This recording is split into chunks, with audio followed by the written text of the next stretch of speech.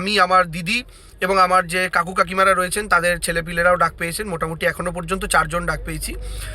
এবং আমি এইটুকু নিশ্চিতভাবে বলতে পারি যে আমাদের যারা কাকু কাকিমারা এবং আমার মা বাবা, তাদের প্রত্যেকেরই 2002-এর তালিকায় নাম ছিল এবং সেই সূত্রে আমাদেরও প্রোজেনি ম্যাপিং, আমার মা বাবা, আমার দিদির, আমাদের প্রত্যেকের নামের বানান, বয়স, প্রত্যেকটা কোনো কার্ডের সাথে কোনো কার্ডে গরমিল নেই। প্রত্যেকটা কার্ডে একই রকম রয়েছে।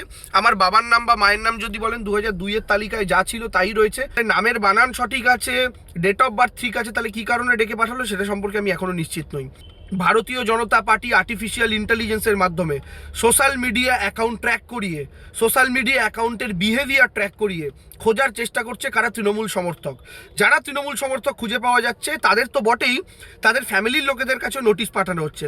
এটার উদ্দেশ্য একটাই, যদি 10টা লোকের কাছে নোটিশ যায় তার মধ্যে যেন 8টা তৃণমূল সমর্থকের কাছে নোটিশ যায়, বাকি দুটো র্যান্ডামলি বিজেপি সিপিএম হোক। তাতে ভোট যদি বাদ যায় তাতেও যেন অধিকাংশ তৃণমূল সমর্থকই বাদ যায়। এবং এই কাজটা ভারতীয় জনতা পার্টি এআই এর মাধ্যমে করছে, করে সরাসরি নির্বাচন কমিশনের হাতে তথ্য তুলে দিচ্ছে এবং সেই অনুযায়ী নোটিশ এসছে। কারণ আমাদের কাছে যে নোটিশ আসা সেটার কোনো লজিক্যাল রিজনিং বা কোনো লজিক্যাল ডিসক্রিপেন্সির কথা বলা হচ্ছে, কোনো লজিক্যাল কারণ থাকতেই পারে না। তাহলে শিশির অধিকারীর কাছেও যাওয়ার দরকার ছিল।